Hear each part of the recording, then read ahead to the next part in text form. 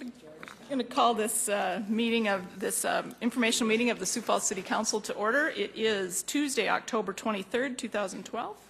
We're at Carnegie Town Hall. We appreciate those of you that are here with us today. We also appreciate those who are watching live on CityLink and on SiouxFalls.org. We'll get right into the agenda. Lots of stuff to do tonight. Land Use Committee report. Councillor Rolfing. Yes, we have one. And I'd like to give you a little background, not a little background, but a report on it. First thing we talked about was the vicious dog ordinance revision, and we did go through it. We came up with one of the alternates that we have, and that will be coming to the full council at our November, one of our first November meetings, I believe. So get ready for that. It really put the onus back on the owners of the dogs, and where it probably should be. And you'll be taking a look at that. The whole council will, so it'll be fun. Take a look at it.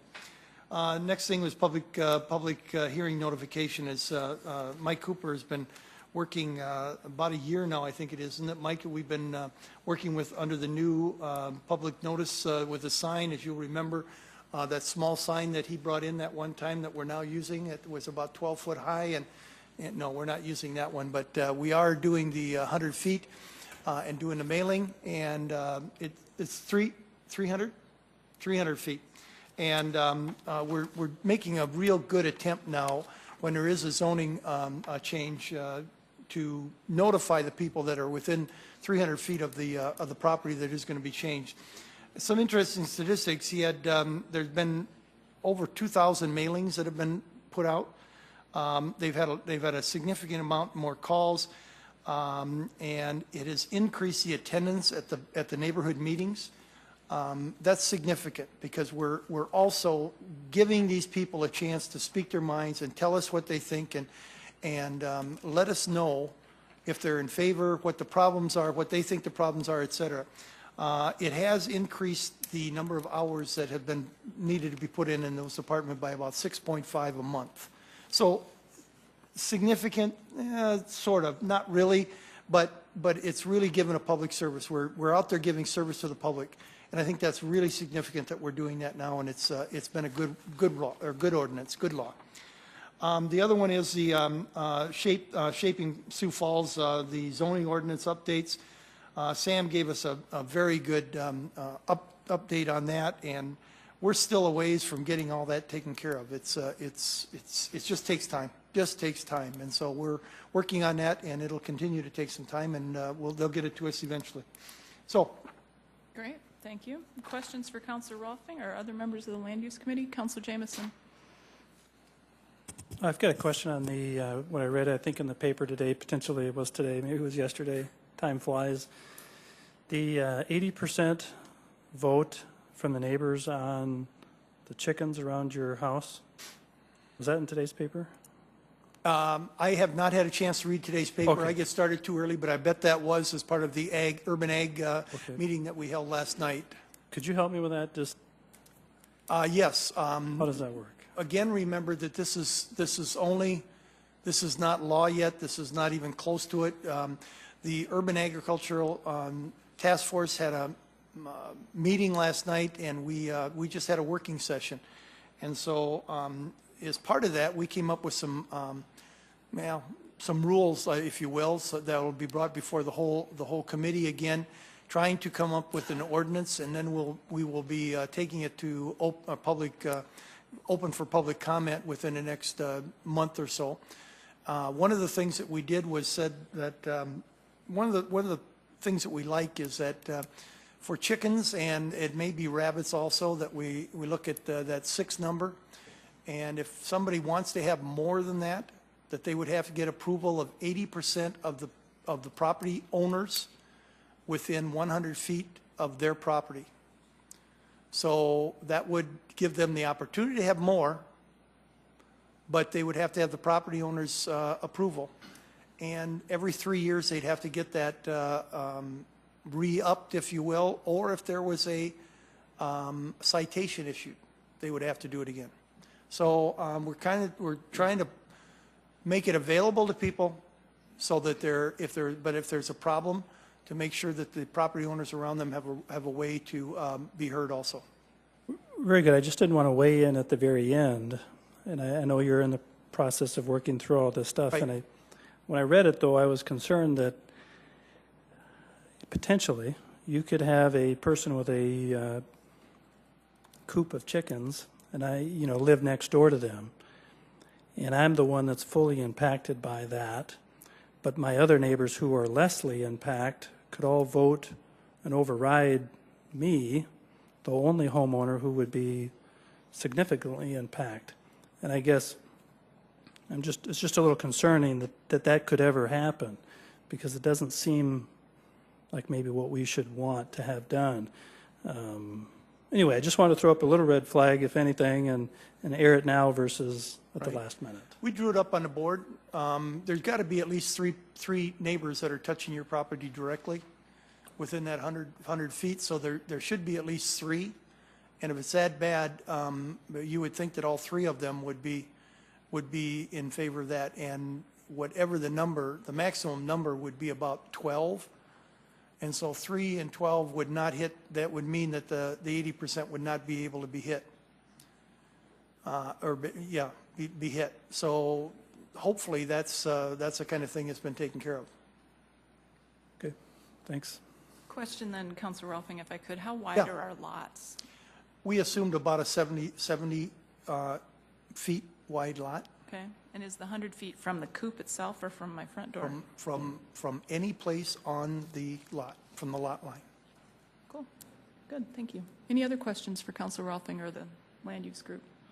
I would stress that we're not done with this by any stretch of the imagination, and that if anyone would like to come to our next meeting and listen, that would be great, or the meeting after that and give public input.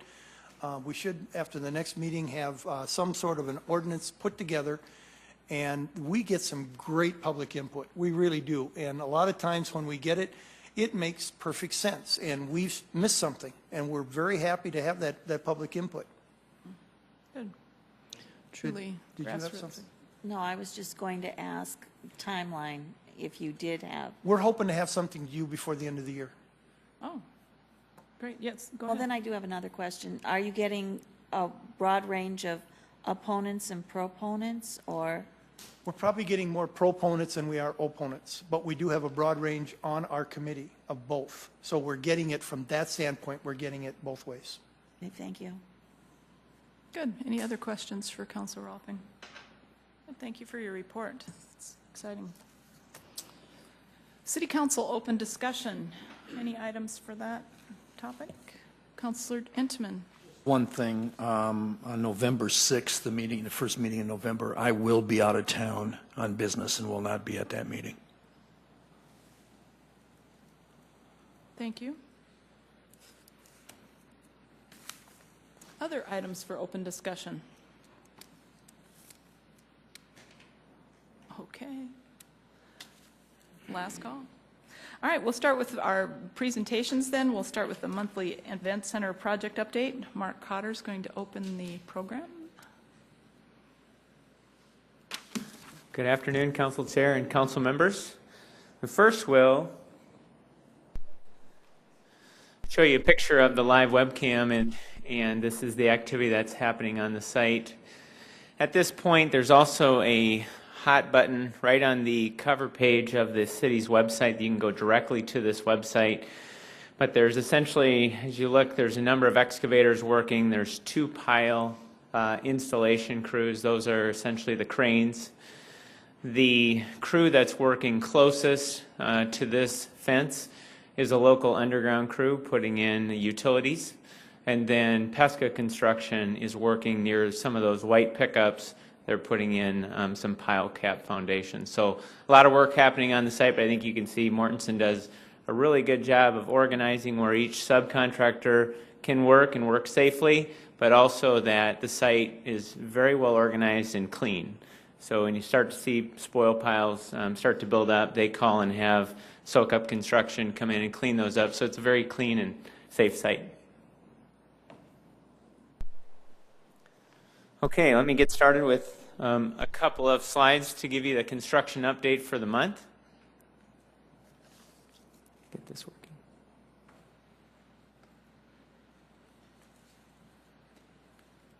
Okay. All right. First bullet is, again, 24/7. It's a little bit difficult to view at night with the light, but we do encourage people to go to the site. We know that after the first of the year, when you start seeing things come up off the foundations, you're really going to see a lot happen in a short period of time. But do check out the website when you get a chance. Two of the key bidding activities that are happening right now is what we call Bid Package 3.5, and that's in the process of being reviewed. It's a fairly large package, and that's the seat package for the event center. We've received 3 proposals, and it's just it's a key component of the facility, and so we're going to take additional time to evaluate those packages. But 3.5 is in, and Mortensen is vetting through those respective proposals. Bid Package 4 has been out on the street for about a month, and there's 11 separate contracts in what we call Bid Package 4. And there's a number of things. The primary item is the exterior enclosure. It also includes some of the interior masonry, some final mechanical, electrical, plumbing, doors, frames, hardware, windows, miscellaneous metals. The roofing package is in that component, stairs, and so there's a number of contracts, 11, that are in what we call Bid Package 4. Those prices and those proposals will be in next week, and we'll start to do that evaluation. With the number of proposals, we expect that that'll take us probably about 6 weeks to conduct the interviews and go through that evaluation process. Give you a snapshot of what's happening on site. Just the live webcam showed this. The 2 cranes that you see there, they are installing what we call one type of the foundation. When we have rock real close to the surface, they essentially just drill rebar right into the rock and pour concrete right on top of the rock. When the rock is lower, and we've certainly seen differences in the rock profile out on the site, we put in a pile, which is a cylindrical steel pipe, and they drill that essentially down to rock, and then they eventually fill it with concrete, and then they pour a pile cap on top of that. So that specialty foundation is being installed on the picture on the right, and the picture on the left is those more surface-based foundations. And so that work is going well. Right now it's on target for completion by mid-December. And one of the key aspects that you'll start to see right after the first of the year, that's when first steel comes to the job, and steel will go up in a very organized fashion around the building. Having a little difficulty with this. Okay, I just have to press harder. The super flush, the key sanitary sewer that's been under construction now for a period of time. It came along Russell Street on the North Service Road. That sewer has been installed and that road's been restored.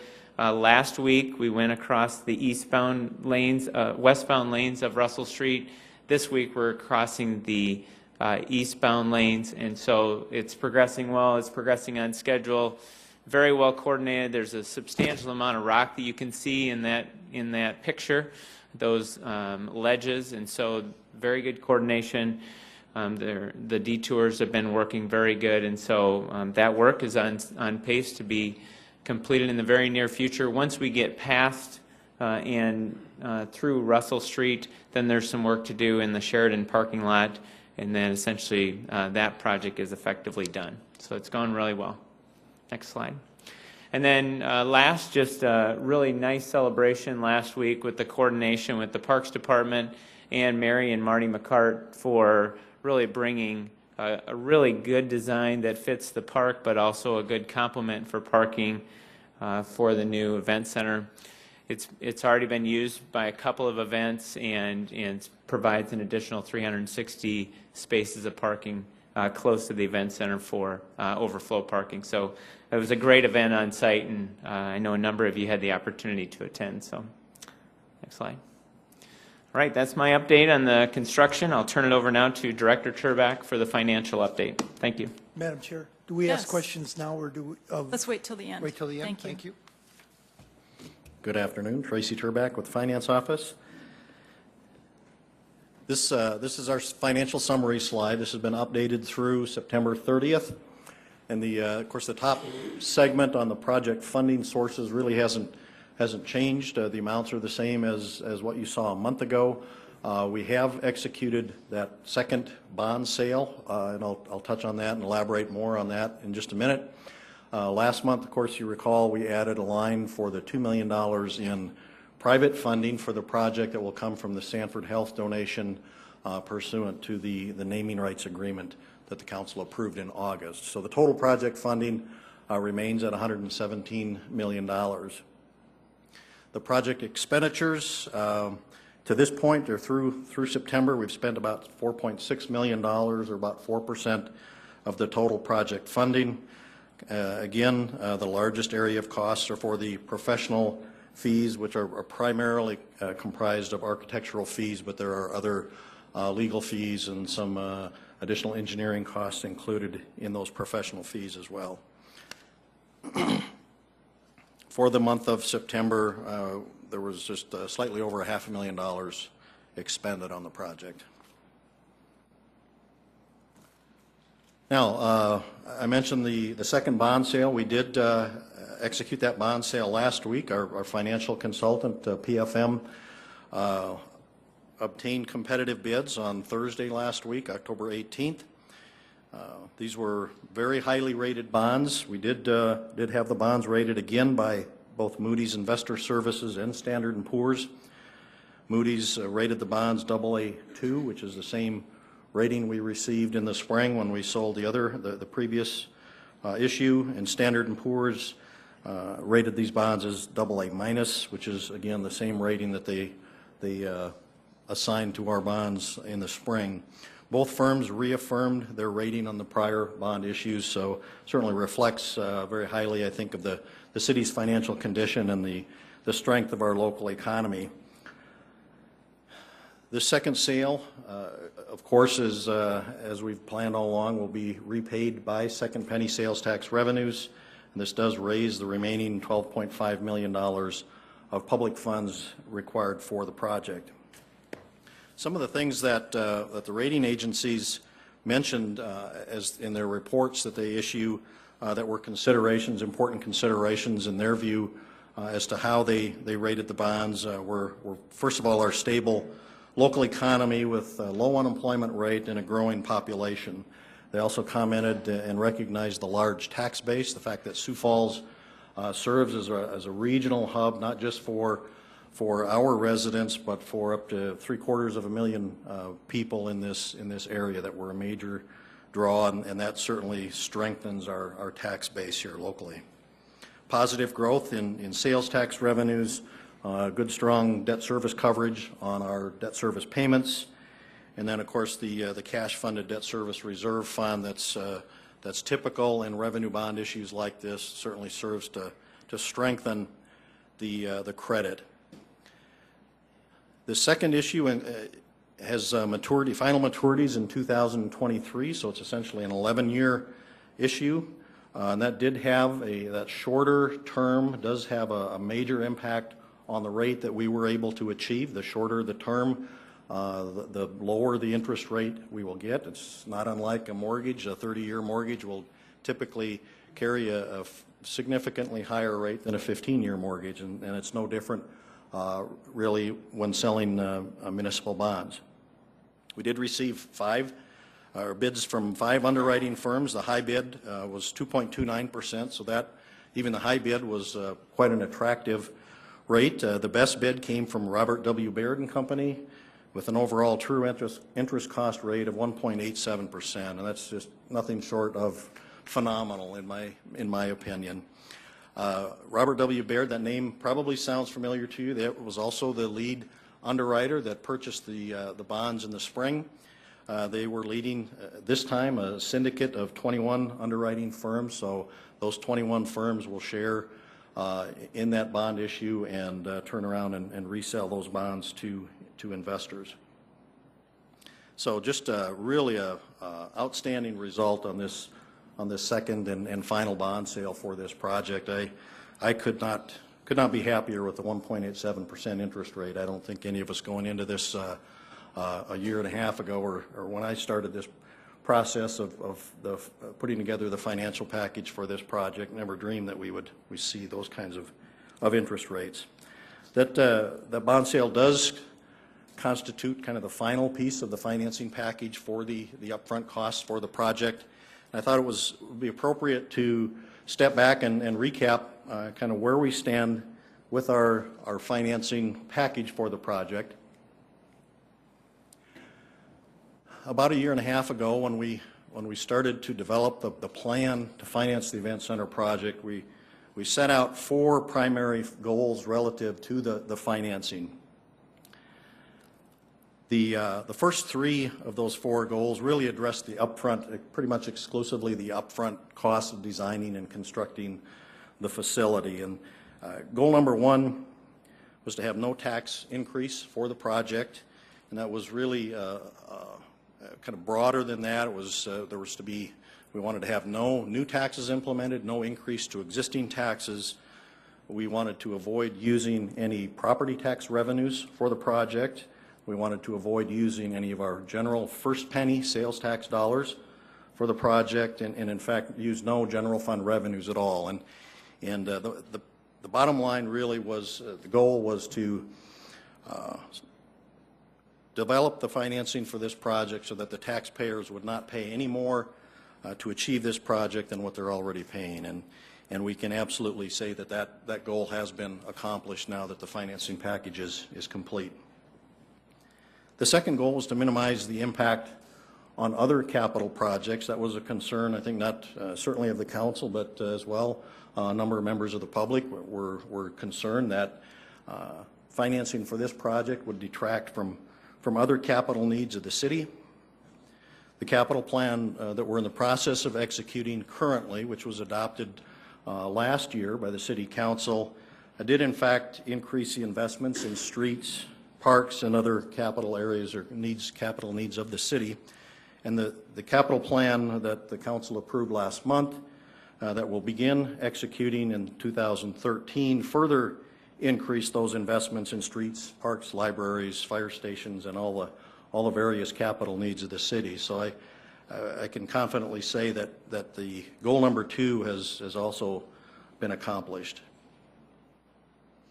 Our third goal, kind of overarching goal for the financing of the project, was to maintain the city's strong financial position. And as I just recapped for you, the bond ratings that we received on this most recent bond sale and was reaffirmed on our existing bonds is just absolutely an excellent bond rating. We're essentially 2 steps below a AAA rating, which is just phenomenal for a community of our size. Our general fund reserves, we've not used any general fund monies, as I mentioned, but our general fund reserves continue to remain very strong. And even with the additional bond payments for this event center project, we still remain well within the City Council's policy of 2 times our debt service coverage on our debt service payments. So our revenues are more than double, our second penny revenues are more than double what we have in our debt service payments, which is in compliance with the City Council's policy. So goal number 3, again, I think I can confidently say that we've accomplished that goal as well. The fourth overarching goal really went to not only the upfront costs of the project, but also the ongoing operational costs. And that goal was to have those that benefit from the project to contribute financially to it. And in terms of the upfront costs, the 22-year bond financing certainly provides that over the next 22 years, those folks that live in Sioux Falls, that visit here, that play or work and shop in Sioux Falls, and that benefit from the event center will pay that additional second penny sales tax and will contribute to the upfront costs of the project. We can't check off the box just yet because there will be that ongoing operational obligation that we have to pay for the operation and maintenance of the facility. So it'll be, I think, many years, or several years anyway, before we are in a position to really check off our fourth goal as having been accomplished. But I do believe we're well on our way. We've certainly made some very, very positive progress toward accomplishing that goal. The naming rights agreement that was approved recently by the City Council will provide a very reliable, very significant revenue stream to support the operational budget for the facility. The recent contracts that you folks approved for the management of the facility and the food and beverage sales will provide low-cost operational expenses for the facility, as well as a very good revenue stream in terms of the city's share of the food and beverage sales of the facility. All those dollars, again, will remain with the facility to support the operational budget. And the contract with Legends Sales and Marketing is certainly a big step forward, I think, in accomplishing that goal. They will be pursuing the sponsorship and advertising and premium seating sales that will generate revenues that frankly we haven't enjoyed in our past facilities. Those dollars will be quite significant and will help us in a large way to meet that fourth and final goal. So, like I say, I don't think we can quite put a check mark in the box yet on number 4, but we've made a lot of positive progress, and we're well on our way to achieving that final goal. With that, I'll turn it over to Mr. Cooper and let him address his segment.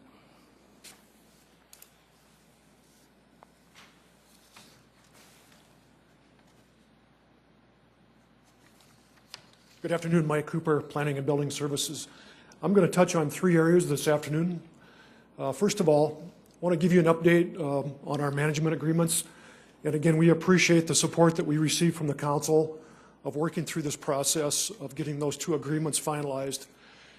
And now we're working on the transition process. I recently met with SMG, and we talked about the next steps that they're going to be undertaking as we work through the rest of this year and going into 2013. There's 3 areas that they're focusing on in terms of their transition with Ovations and Global Spectrum.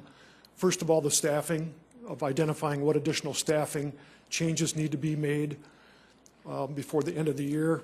Looking at the IT database that the 2 different companies are using, and then the financials. And that includes audits of the different facilities and inventory that we have out there. So those are 3 areas that they're going to be keying in on over the next few months in terms of transition. Also, we talked about beginning to look at those user agreements, particularly the tenants that we want to bring into the new event center, our sports teams. We need to get working on those agreements. And then the marketing plan to implement that going into next year, as well as how we're going to look at booking events, because one of the keys about identifying requests for the use of the facility is identifying what the costs are going to be. So that's another area that SMG and Ovations will be working on. So again, a lot of things to work on, but the transition process is already beginning. The next thing is the parking coordination. We've talked about this the last few updates, that for the fall we put together a coordination committee involving a number of stakeholders. We focused in on the fall football games with Dakota Bowl, President's Bowl, as well as the Festival of Bands. Those went off very well. And then last Saturday we had the big event, which was the trade show, et cetera, for her throughout the day, the Stampede hockey game that began at 4 o'clock, and the USD NDSU football game that began at 6 o'clock. And all the input that I've heard and the analysis is that it went off very well. We estimate that between those 3 events throughout that day, with the participants, the volunteers, the workers, that there was around 15,000 people going in and out of there throughout that day. And parking went off very well. We actually had empty parking spaces over by McCart Fields. Some of the arena parking spaces were still available. We had shuttle out to the fairgrounds. So all in all, it was a very, very positive day. And we know that we can continue to have these multiple big events that we can solve the parking needs. So the next challenge will be going into the winter months. into next year in March, particularly with the Summit League basketball tournament and the major trade shows that we see in March. So we'll begin having meetings to talk about parking during the winter months for the spring of 2013. The third area that I want to touch on, along with Darren Smith today, is we've talked in the past about looking at what the development potential and development opportunities are going to be around the event center area.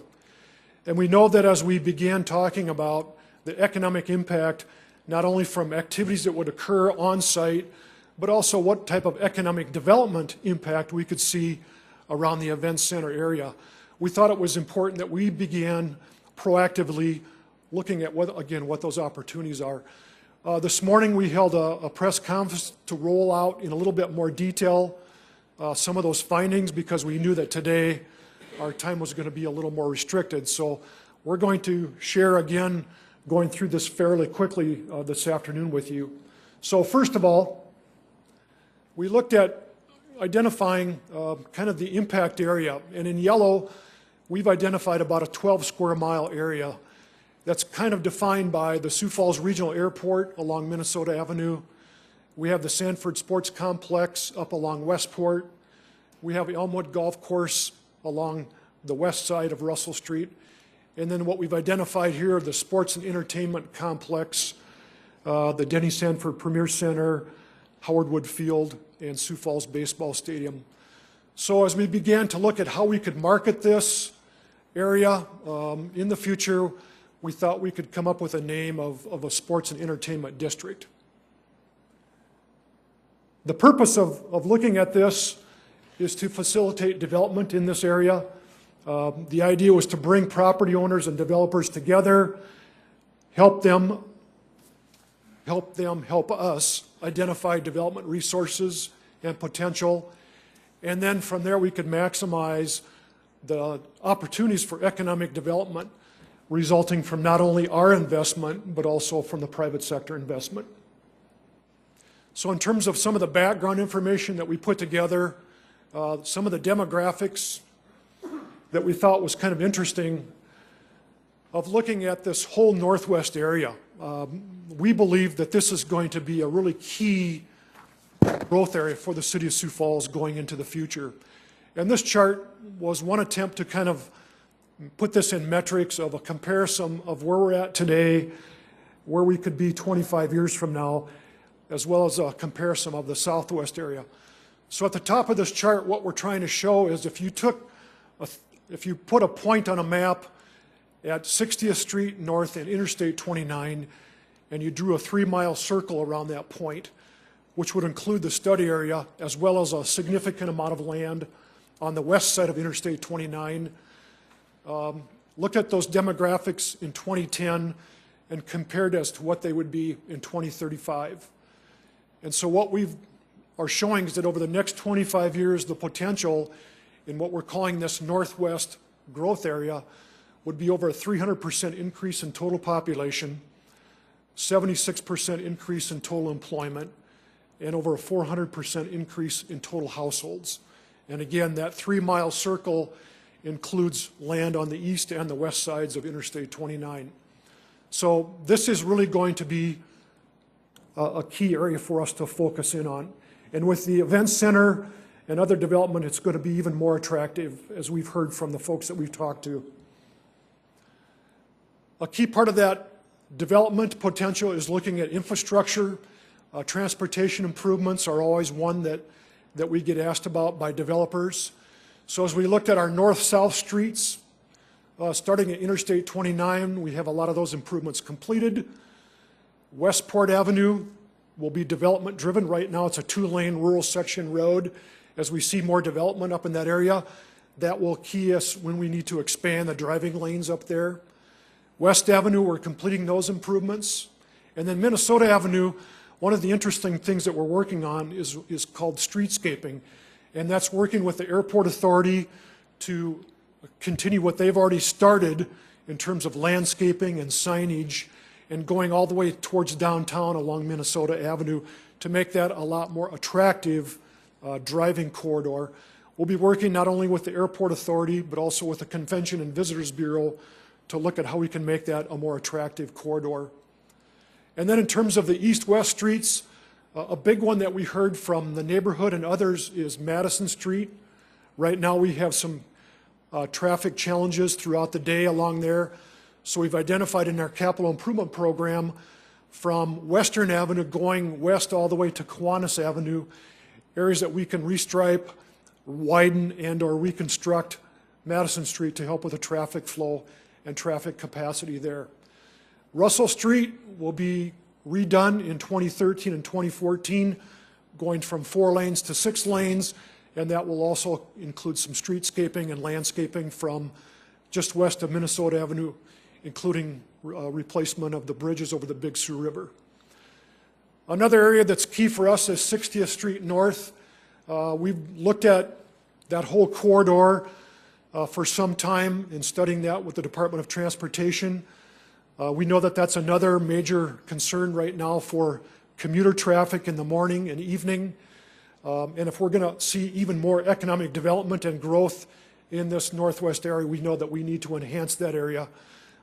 As we mentioned before, if any of you travel up there in the morning, you'll see that traffic going eastbound towards the downtown area and other parts of the city from Minnesota Avenue can be backed up all the way to Interstate 29. And then lastly, we have the I-90 Marion Road interchange, which is done in providing another major access into the northwest area. The other infrastructure, as we've worked with Public Works, we know that we have a public storm drainage system. We serve with both our water and sanitary sewer systems. We're set very well for additional development and economic growth in this area.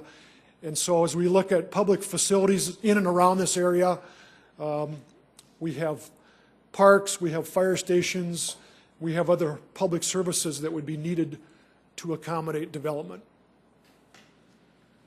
The process that we went through throughout 2012, we met with a number of property owners to solicit their input on existing situation and what would be needed to spark even more economic development. We met with developers to look at what the potential would be in the area on specific sites, primarily in terms of what's the potential for retail, for additional employment centers, and for hotel sites. And then we had a series of meetings with the neighborhood, particularly the West Sioux neighborhood, to listen to what their input would be on the needs and desires and concerns. With the neighborhood meetings, we heard continued discussions about pedestrian access in and around the event center area, street widening and improvements, and that's where we heard a lot about Madison Street, parking during events, storm drainage, and then what could we do to enhance amenities in and around those neighborhoods, such as restaurants, entertainment establishments, more retail and more personal services. So as we kind of consolidated all that information, this map kind of summarizes some of our major findings. We've identified up to about 600 acres of current vacant land that's shown in blue that could be marketed for employment centers, which could be office parks, it could be retail areas, or it could be industrial areas, types of land uses. A lot of that is along Westport Avenue, and a lot of it is keyed with access to Interstate 90 as well as Interstate 29, particularly along that Benson Road interchange, we think is going to really have tremendous potential for promoting development in and out of that area. And then the other thing that we keyed in on was along Russell Street with existing and proposed hotel sites. We've shown in the dots what currently exists and then where some of those new potential sites could be for hotels or where we might see redevelopment of existing sites and or expansion of existing sites that have hotels. And Darren will get into that a little bit more, but one of the really interesting things about this development potential is that we went back and looked in our building permit data along the Russell Street corridor from 2000 to about 2010 or 11. We had a significant amount of remodeling and repair type building projects, but we only had one new construction, and that was for an office building. So we know that, as you'll hear now from Darren, that the development potential that we are already starting to see and that we expect to continue to see short-term and long-term is really going to be quite phenomenal, and it's going to be very exciting. So with that, in terms of implementation, I'll turn it over to Darren Smith. Thank you, Mike. Darren, before you start, just a reminder to council that we do have an appointment with Minnehaha County at 5 o'clock. Yes. What I'm going to do is save questions until after that meeting. We will recess this meeting and then go to that meeting and then come back. So just warning presenters that that's what we'll do. So that hold your questions until after. Absolutely. Okay, and I'll go as quickly as I can and we'll get this wrapped up. Well, I think Mike did a really nice job of going through the plan, the content, the process in terms of how we arrived with putting this plan together and what we're doing today in terms of talking about it. This really is the type of information that developers and businesses always want to know when considering a project. When they walk in our office or come into City Hall and they want to consider doing a project in a certain area, they want to know things like how many people live in the area they're looking at, how many people work in the area they're looking at, what are the traffic counts, the projected traffic counts, is there adequate sewer, water, and other utilities to support the type of development they're interested in, as well as other development to support what they're doing. In terms of moving ahead now, we have this plan, all this information, so what do we plan to do with it? And Kendra, if we can go to the next slide, the first step is going to be marketing this plan and marketing the area. And how are we going to do that? Well, our intent is to distribute this plan and all this consolidated information to every commercial broker in Sioux Falls. We want to ask them to share with their clients and their contacts all across the upper Midwest in the United States. We're going to share this plan with every developer in the Sioux Falls area and ask them to do the same in terms of working with those that they partner with. We're going to share this plan and go through it with our event center contractor, Mortensen Construction, the event center architect, St. Combs Deathless. Each of these entities are large national players in the development community. So we want to make sure they're aware of everything we have to offer in this area as they are becoming intimately familiar with Sioux Falls and, again, this specific area, and have them help us. We're going to share this, obviously, with our own Chamber of Commerce, the Development Foundation, the Convention and Visitors Bureau, and others, and have them help us market this and spread the word as well.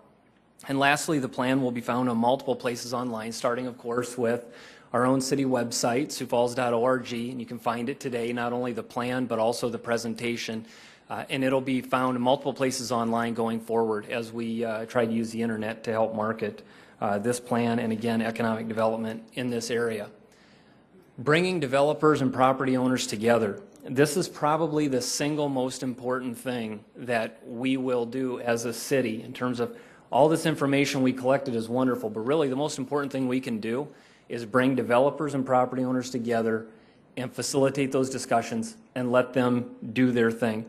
As Mike indicated in one of that, well, the very last graphic he showed, which had a tremendous focus on hotel development and hotel redevelopment sites in particular. It's pretty obvious, or it should be, that after these 15 to 20 meetings we've had with local developers, multiple meetings with several property owners, we really do feel like the strongest level of interest right now in that area in terms of development and redevelopment is with hotels. Certainly there will be other types of development. Mike touched on that. But we believe strongly what we're going to see in the next few years, I would say starting almost immediately, and in the next 3 to 5 years plus will really be a considerable amount of hotel development in particular, and we'll touch on that a little bit further in a moment. Coordinating within city government, very simply, these 4 departments in particular and others, planning and building services, community development, public works, and parks and recreation, we need to make sure we're communicating, coordinating, and working together so we can support development and future development in this area at the highest level. We need to, if we can flip slides here, Kendra, build partnerships.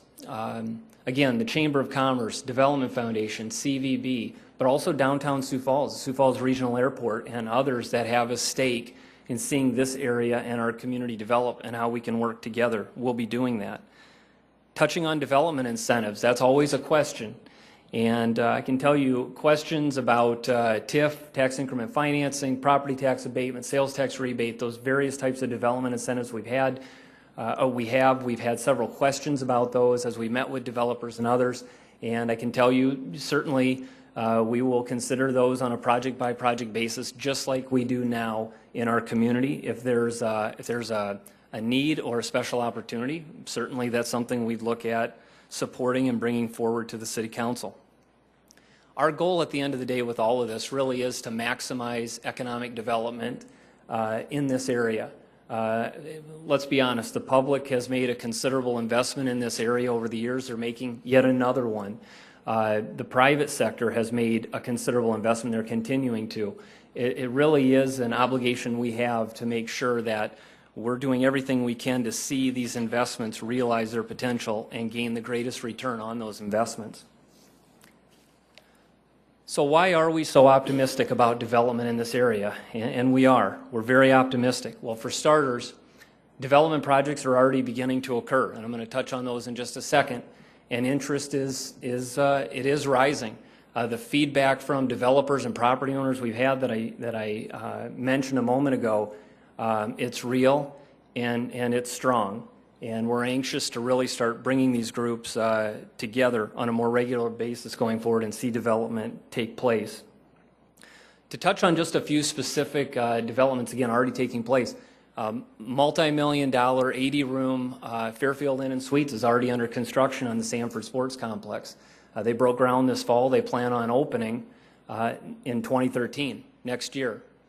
Come-and-go convenience stores. We have 2 come-and-go convenience stores going through the city development process as we speak. These stores will be within 2 miles of each other, both located on Russell Street, bookends, if you will, on each side of the new Denny Sanford Premier Center that's being constructed now, as well as Sanford Place, the sports and entertainment campus there. They'll be built on each side, and it's because of the activity going on in that area. And lastly, potential hotel projects, including one at Elmwood Golf Course. Over a month ago, I stood in front of the Land Use Committee and told them that we would be pursuing later this year a redevelopment RFP at the Elmwood Golf Course to invite proposals to see hotel development take place on that site. We think there's a wonderful opportunity to see a hotel go up on that site. We have between 2 and 3 acres that could easily be used for this type of development.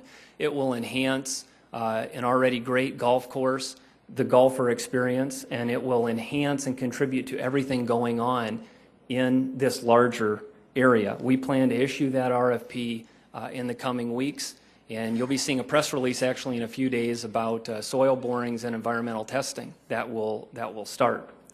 Just a few more things to touch on, again, why all of us and all of you should be excited about the future of this area. The airport has invested millions in recent years to create what really is now a first-class regional airport.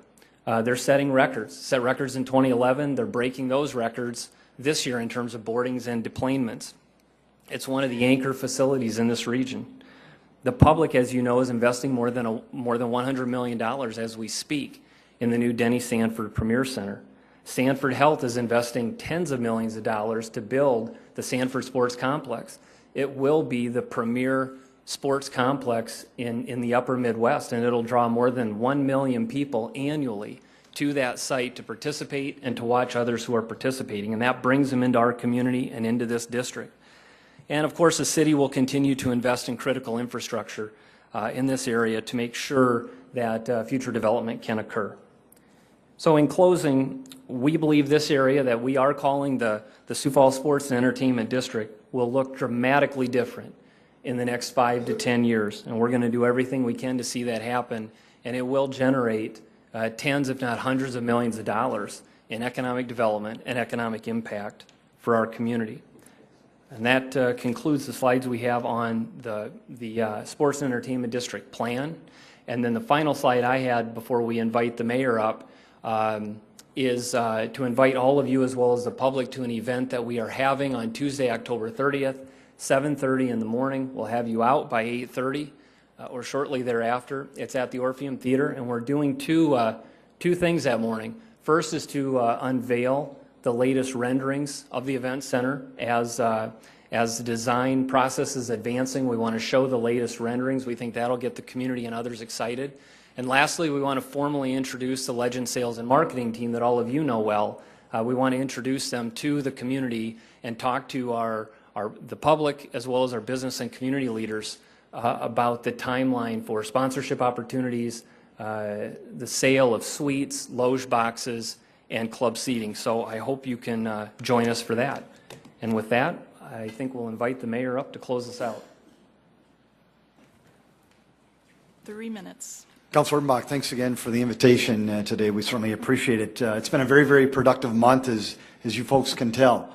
The Super Flush project is almost done. A new parking lot was built in record time. We obtained incredibly low bonding rates. We hired an energetic management team. We proved that there's plenty of parking for large-scale events at the Sanford complex. And yes, we rolled out a plan that will maximize economic and commercial development at our new Sioux Falls Sports and Entertainment District. But wait, the month is not over, as Darren just mentioned. I too want to not only invite the City Council to attend the meeting that Darren talked about, but I'd also like to, and Kendra, if you wouldn't mind going back to that last slide, I would like to invite the public to that as well. It is a great opportunity, Sioux Falls, for you to see your new event center before you can actually touch it. You'll be able to see it and you'll be able to feel it. But yes, we're not ready to actually have you touch it, but it's going to be very, very close in terms of the experience that you'll get. Council, I'd love to have you there. Certainly, I'd like to have key business leaders from this town there because it's a great opportunity to see what those suites will look like, those loge boxes, those branding opportunities. But also, Sioux Falls, I want you to attend as well because it is truly your event center. Council, thanks for inviting us here today.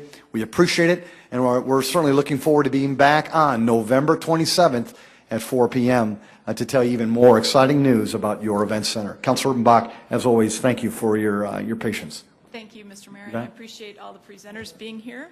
I am going to recess this informational meeting, and we will meet with Minnehaha County Commission at 5 o'clock, and then this meeting will come back to order after that meeting. Thank you. Thank you. Bring us back to order for the informational meeting, Sioux Falls City Council, October 23rd, 2012. I appreciate your indulgence in allowing us to keep our appointments with Minnehaha County Commission. We have heard the completed report for the event center for October of 2012, and now we are ready for questions. And Councilor Rolfing, I know that he actually asked me first, sorry, and then Councilor Aguilar. I would Nope. very willingly relinquish my first place to Councilor Aguilar. I've already got you on the list. Go, buddy. Oh, okay. Try to be nice and it doesn't even work. Yes. You. We're all off our game. Gee. Yes, Mark The first page here, I got a couple of things here. The seating.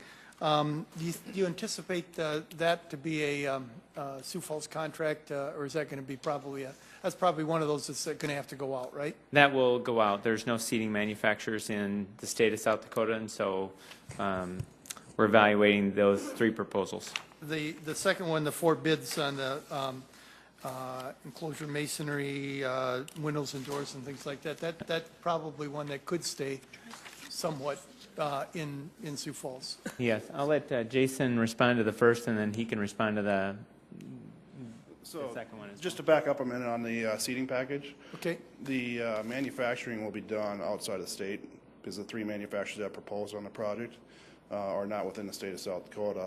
As it relates to the actual install of the seating, most of them will bring in like a lead guy, and then they'll hire a local labor force to actually install the seating itself within the arena. So that was part of the discussion as it relates to the scope review with those 3 contractors. So Super. And what was your second question? The second one was on the next 4 bid package 4. For the masonry, the doors, windows, miscellaneous metal and things, that's probably could stay local? That can definitely stay local. It's just a matter of getting the right participation within the local market. So, Okay. and we've been targeting that. Okay. Right. And let's see, Counselor Rolfing, can I ask you a favor?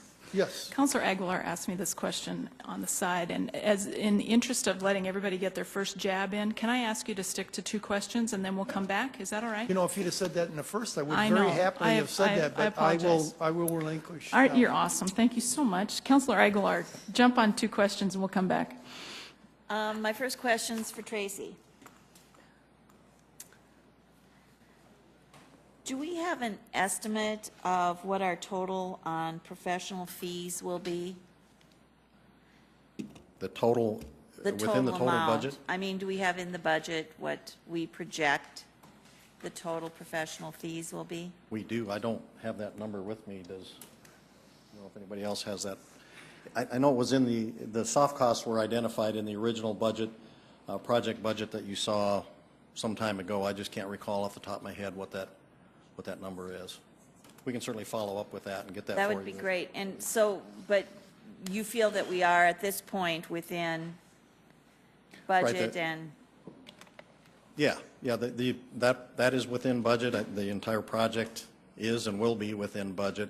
The reason, and maybe this really doesn't relate to your question, but I'll take a stab at it. The reason you're seeing so much spent in professional fees is because that's the design work that the architect puts in on the front end, and that's where really the bulk of their work is done before the construction ever occurs. So they're busy designing these bid packages that are going out, and once those bid packages have all been contracted for, you'll see the professional fees really taper off drastically. So we won't be spending at the rate we are throughout the project on professional fees. okay, that kind of answers my question. My second one is for Mike on parking. You know, you're done. I know.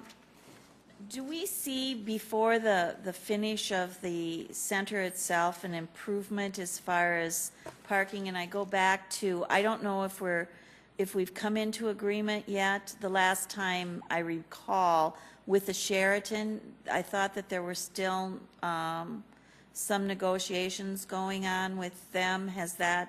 Are they sharing their parking spaces right now with us? We have an agreement with the Sheraton for their parking area that's designated for their customers.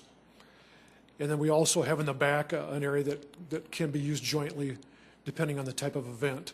So will we see an improvement prior to the opening of the facility in on-site parking? Yes, we are looking at, through our capital improvement program, as part of the arena parking lot area, of looking at making improvements to the existing parking areas as part of the fall of 2014 opening. So yes, we are looking at over the next 2 years to make some additional on-site improvements. Okay, thank you. Other questions from council? Just to add on to Yeah, that, absolutely. too, the area that's been cordoned off right now for the construction and staging activity, that'll all get pulled in, and there's parking lots that are to be built right next to the facility, so there'll be a number of additional parking spots built. Thank you. Thank you. Counselor Karski. Yeah, Director Turbach, if you don't mind. Tracy, right now we have $112,385,055 in I'm hoping an interest-bearing account that's of some type. What are we doing with the accumulated interest that money is drawing?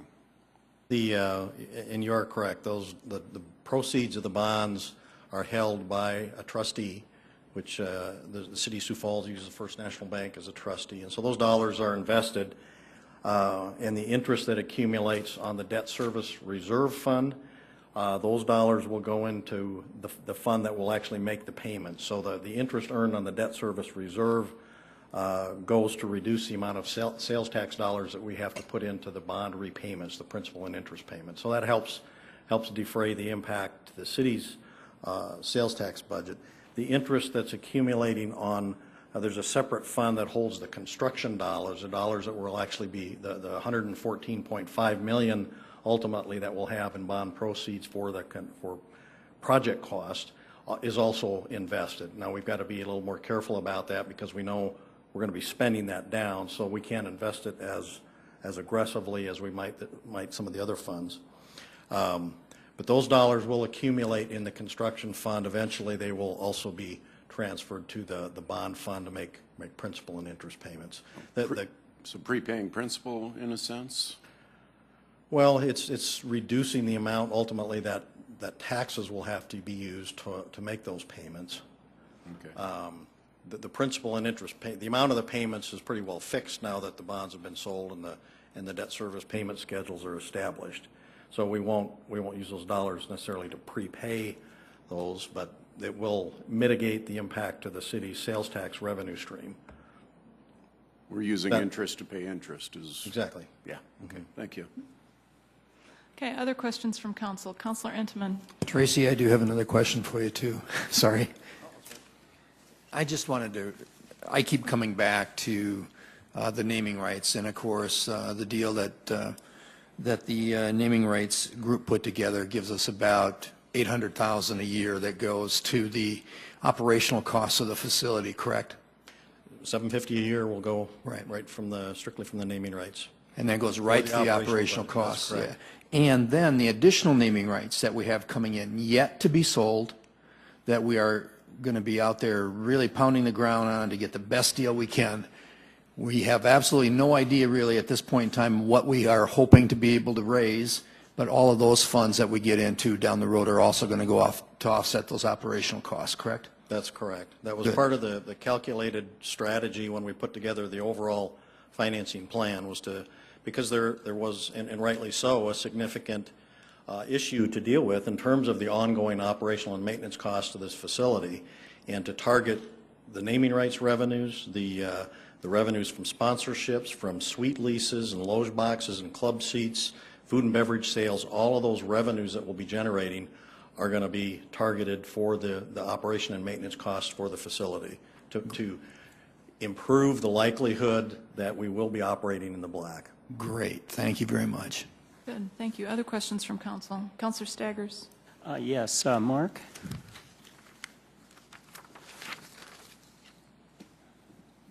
Yes, Councilor. Yes. In regard to the sanitary sewer, the super flush, how much is that costing us? The project's just at $1 million. Okay. And I just assume that's not going to be part of the 115, is it? It is inside the 117 project. Oh, it is. Mm-hmm. If I could just follow up, the electric that we had to put in, that was not part of the 117 or not? The electric is not. That's how we treat every customer in that electric service, is that the electric utility normally gets power to the site and then ultimately sets the transformer. The end user and then takes power in from the transformer. Okay.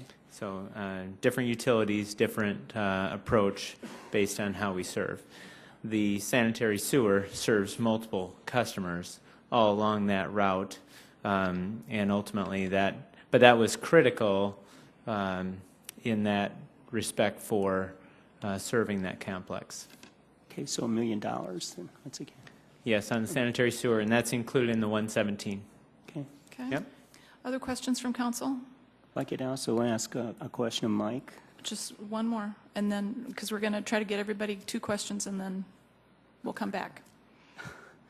Okay, this is my second question.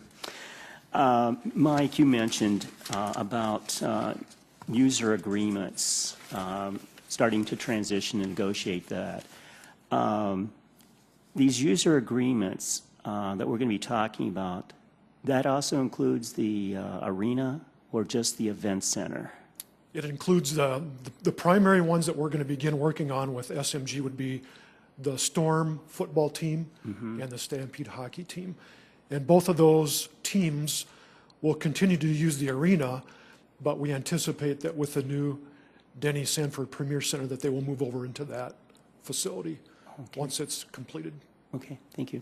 Okay, I've got 2 councilors haven't asked questions yet. Councilor Jameson, are you ready? Sure, I could. Interest of fairness, I'm just trying to make sure everybody gets some questions in first. A question, I suppose, first to Mike Cooper, sorry. And maybe it goes with Darren too, but those contracts you're working on with the storm and the stampede, you know, I took the time to do the survey online for the part of the chamber that goes back to the chamber. And I think it was question 6 asked, well, it said, not only will the new event center be the home for the stampede and the storm, it'll be all these other things. And I know you're working on these agreements, but anybody else taking that survey would assume that you've already got a deal. And I think you've probably got a verbal agreement that they both want to play there, but it just concerns me that it's a little misleading. Okay.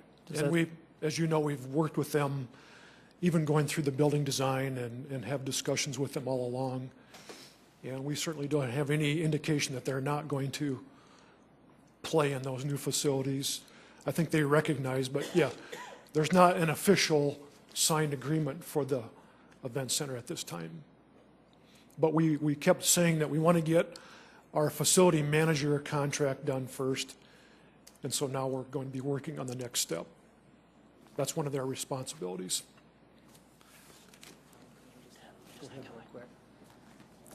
Counselor, if I'm wrong on this, I'll take full responsibility. But I do want you to know that one of the things that I looked at intensely was issues like that and others. And with respect to the stampede and storm, I was very careful to make sure we did not state at any time that they would be in there. Now, there is reference to stampede and storm in the survey in terms of asking, do you currently have season tickets to either of these? We do make reference to, we expect this facility to have indoor football and hockey. But one of the things I did in working on that survey with Legends and editing that, making sure it was in the most appropriate format, was taking out specific references to those teams. So if they're in, I'll take full responsibility if they're in that context. But I did go to great lengths to make sure that that was not the case. Check number 6, because I was just going through it, and so yeah, do that, check that. Yep. One other question, though, while you're up here, Darren. Sure. The Sioux Falls Sports and Entertainment District, are you looking for any suggestions, or is this really just more of you're telling us what you're doing? Yeah, this is, as we looked at this area and sought feedback from the various groups we met with, the developers, the property owners, the neighborhood, we looked at what's in this area in terms of infrastructure, what we expect to see for future development. We just really felt like the Sports and Entertainment District was a fitting name, and it's how we want to market this area going forward. It is not, at this time, you know, an official name.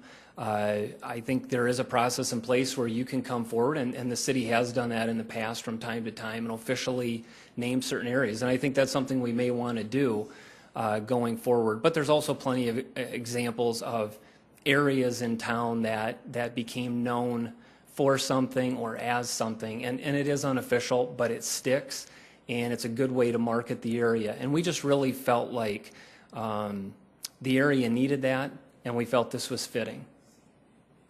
Just to be crystal clear, you're not looking for us to approve or designate or do anything official that states that this is a boundary. And then furthermore, you're really not looking for us to give you direction on that. Not at this time. Yeah. Good. Thank you. Councilor Anderson. Let's stay with Darren here. Darren, let's talk about the possible hotel on Elmwood Golf Course. Yeah. With the potential RFP that you're discussing about releasing, is the council going to see that RFP before you release that? Well, certainly those are documents that we can share. They would not be unlike previous redevelopment RFP documents that we've issued. I did make mention to the Land Use Committee a month or so ago that this is something we would intend to pursue. Keep in mind, as we go through this process, nothing can really take place on that site in terms of the sale of land, the transfer of land, the leasing of land. None of that can take place without the council's approval. So I think the RFP will be standard in terms of what you've seen from us and the city before on redevelopment efforts. But certainly, we can make that available to the council. To continue on with that, you know, when you say standard, I guess my question is that we're going to put a private development on public property, and how are we going to do that? Is that going to be a lease, or is that going to be a property sale? Yeah, and that's exactly how the process will play out. We won't know those things until issuing the RFP really does nothing more than invite proposals. And so we'll get those proposals, take a look at them. We'll put some kind of evaluation team together as we have in the past. Certainly look to involve the council in that. And then if we feel we have a proposal that is worthy of going forward, then we would start to go through that vetting process. So just by issuing an RFP certainly does not make it a done deal in any way, shape, or form. Certainly shows strong intent to go in that direction. And we believe there will be strong interest. And then my next question will be for Mark Cotter.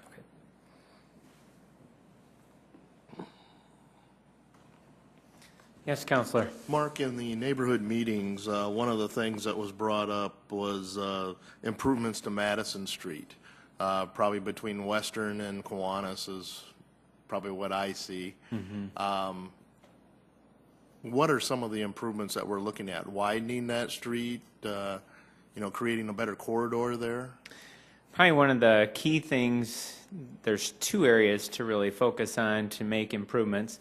One is where Burnside comes in. There's basically a, you know, it's an odd intersection that we've looked at for a long time. We've got a good schematic design right now that we're looking at further evaluating. And then as you go west of Kiwanis, right now we have a bridge that's wide enough, but we're using a portion of that bridge for a sidewalk. One of the ideas is to put a pedestrian bridge south of the existing river bridge so we can utilize that full bridge structure for vehicle lanes. So we can just get some more throughput. And then, as Mike said, closer to Western, there's some restriping. And so there's a series of improvements. We're asking Heath to reevaluate the traffic in that area because when we, some of the original traffic strategies, when McCart was being conceptualized to remove 5 ball fields as opposed to 1, that produced one set of improvements for that area. Now that there's 1 and there's another year of updated traffic analysis, we're asking Heath to update that. And so there's more information to come on that because we want to make sure whatever those improvements are that they're online by 2014. Good. Thank you. Can I just finish with that, please? Thank you. You're up to 4 questions. I'd cut everybody else off, Councilor Anderson. Okay, I'll wait. Well, just in the interest of fairness, we've been touching lots of different topics, and I just want everybody to have a chance to get started, and then we can go deeper. We have plenty of time. And the chair would like to ask a question of Mr. Cooper, please. Okay. Can you talk about parking just for a minute at all of these huge events? You said the USD NDSU game had 15,000 people that we think were there. That was the accumulation of all 3 events going on that day. All 3 of those events that day. And we also heard a testimonial from the President's Bowl folks who said they didn't have any problems. My question is, what were the attendance numbers like compared to last year or the last several years? Are they seeing declines in attendance? Are there people just not going because they know the parking's going to be an issue, or are we not seeing that at all? I think the President's Bowl attendance was down a little bit, and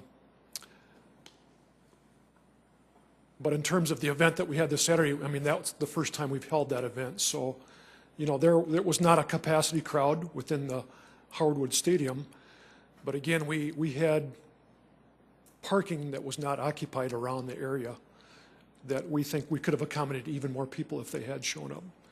There's just a lot of other things going on, but so it's kind of hard to measure, you know, what's the maximum potential capacity that you could accommodate, if that's kind of what you're asking. No, what I'm asking is I want to understand the experience of the organizers for these various events during this process and whether that's going to continue to be an issue for them. And we keep talking about shuttles and all those sorts of things. 5 years from now, we might be used to using shuttles from the fairgrounds, but right now we're not. And I just wonder if they're taking it. Yeah, the shuttle, I think, is going to be a continuing education process. For President's Bowl, it was a pretty small number that used it. For the USD game, I was told it was around 70 to 75 cars. So there's certainly a lot of potential to expand that, but that's going to require some additional education. Right. I think it's kind of like the mall parking lot. People will walk a long distance as long as they can see the front door. Exactly. Yep, exactly. Good. Thank you. All right. Thank you for indulging my request for fairness on questions. We'll go back to Councilor Rolfing. He was the first to ask for follow-up.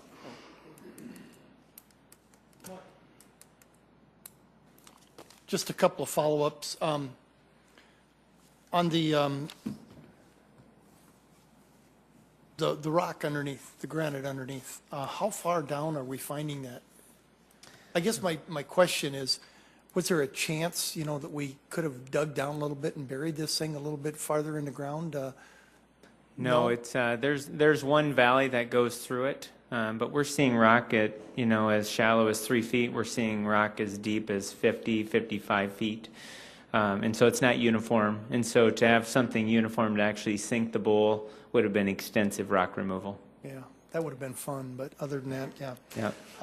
Is that what we had to do on the, when we did the super flush? You had to blow that out? Extensive rock removal. That's those fractured faces that you Yeah. see. That's rock removal. Today, in fact, Jason said we had the last blast on site for those south utilities, and so we won't have any more blasting till next year. And then also just from a communication standpoint, the neighborhood got their first quarterly newsletter from Mortensen to stay connected to the job. So Super, thank you. Is that what this is? yes. Okay. Anything else, Councilor Rolfing? No, not All at right. this time. Councilor Anderson, you were the next to ask for follow-up? I'm done now. Thank Okay, good, thank you. Any other follow-up? Councilor Aguilar? Mark, since you're up here, can you remind us the percentage of local contractors to date that have won the bids? It's extensive. I'll have Jason come up, but we've really only have 2 specialty contractors here. Is that right, Vite? Yeah, right now we're running at 98% local participation as of what's been awarded through bid package 3. Okay, that answers my question, thank you. And then, Mike, just could you just remind us when the current contracts for the Storm and Stampede expire? Do you know? Well, they go through the period of the construction for the event center.